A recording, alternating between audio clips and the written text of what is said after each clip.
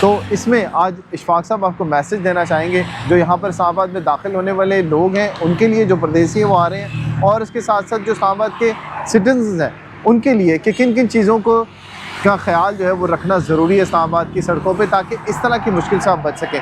तो क्या मैसेज देना चाहेंगे सर? मैं इस्लामाबाद के तमाम रिहायशियों को और इसके अलावा मुल्क के मुख्तलिफ़ कोने से जो इस्लामाबाद शहर की तरफ आने वाले जनाब हमारे विज़िटर्स हैं उनसे ये इल्तिमास करूँगा कि वो इस्लामाबाद में एंटर होते हुए अपने पास कंप्लीट डॉक्यूमेंटेशन कंप्लीट रखें। उसके अलावा इस तरह कोई भी प्रोहिबिटेड चीज़, कोई वेपन, कोई मंशियात या इस तरह की कोई चीज़ अपने पास बिल्कुल भी ना लेके आएँ।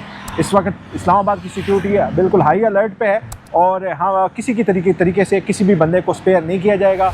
कानून का एहतराम सब पे लाजम है और कानून सब के लिए बराबर है। ये मैसेज इस्लामाबाद पुलिस की तरफ से बिल्कुल क्लियर है और इस्लामाबाद पुलिस पे इस पे शब रोज़ इस पे जनाब अमल पैरा है और इंशाल्लाह अमल पैरा रहेगा।